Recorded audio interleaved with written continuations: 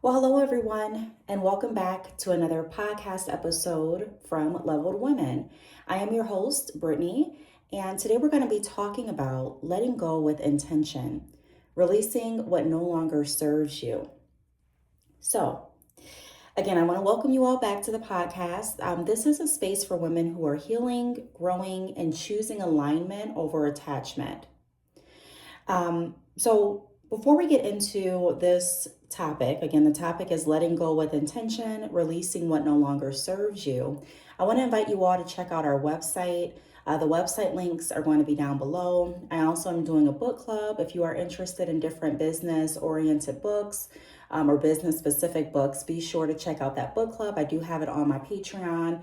I run a couple different channels here on YouTube. So if you are interested in different unboxings and like mukbangs and trendy things like that, then I do have a channel for that. I'll link it down below. If you are interested in more of like a businessy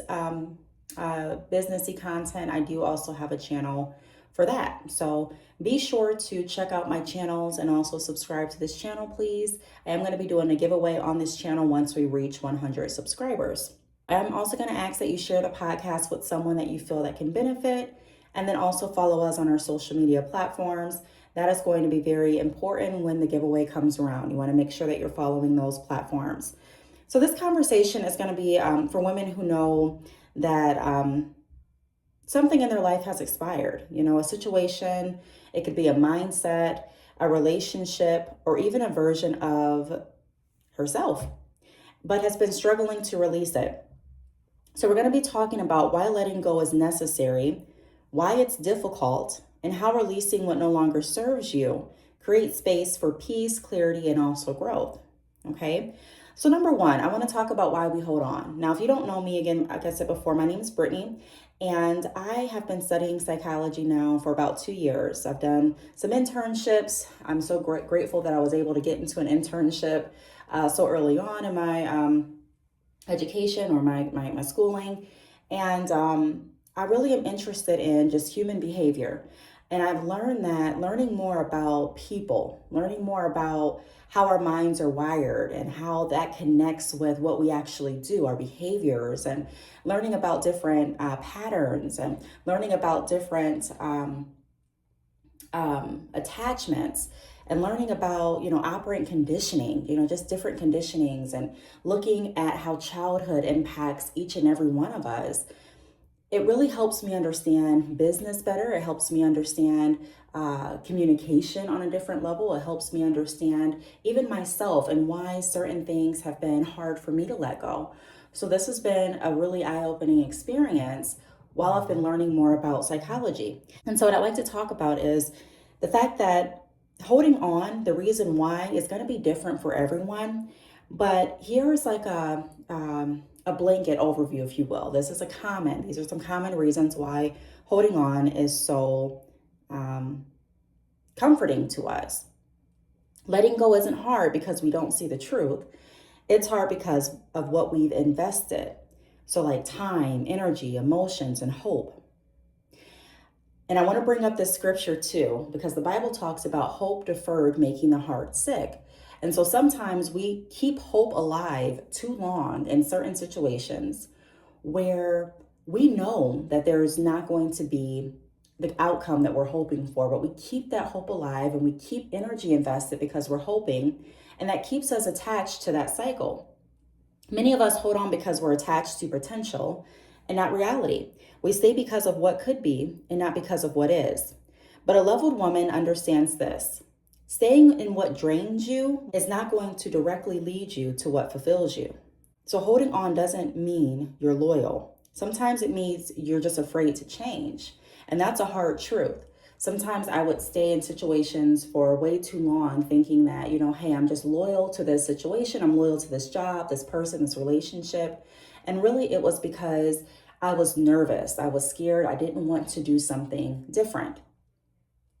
So here are a few signs that something in your life may be ready to be released. So if you feel anxious instead of peace, if you're constantly justifying behaviors that hurt you, if you feel smaller, not stronger in the situation, and then also if you're giving more than you're receiving, So when something no longer aligns with who you're becoming, it starts to feel heavy. Discomfort isn't always something to push through. Sometimes it's a signal to let go. And that's a message for those of us, myself included, that don't like quitting, that don't like stopping certain things. My personality, I just want to succeed. I want to excel in everything that I do. And so sometimes that keeps me stuck in certain places way too long. And in business, I had to realize that being able to take my business up another step, being able to make more income with my business and to meet more people, I realized that sometimes, even as a business owner, I have to make choices that are going to allow me to transition. So sometimes I have to close a certain business. Sometimes I have to close a certain entity of my business.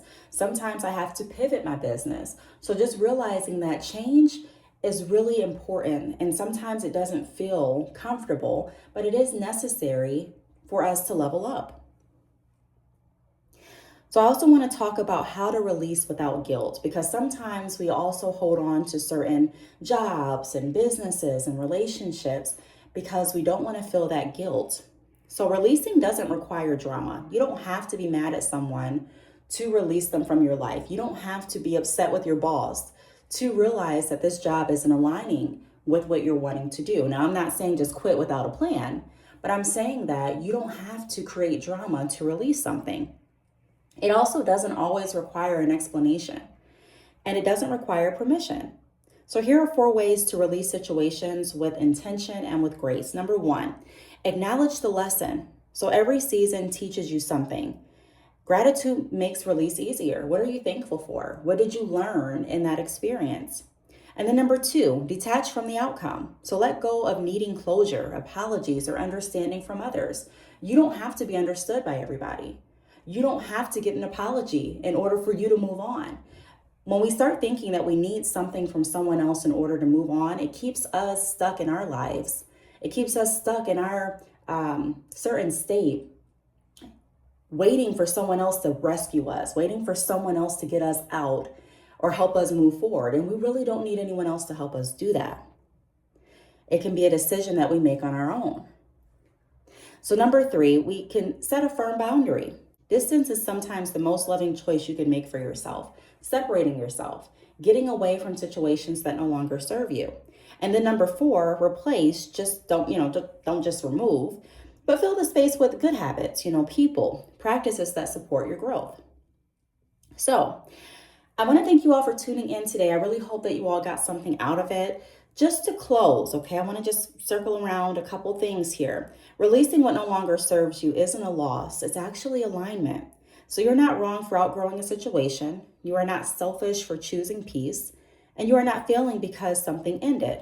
A leveled woman understands that holding on to expired situations only delays her becoming.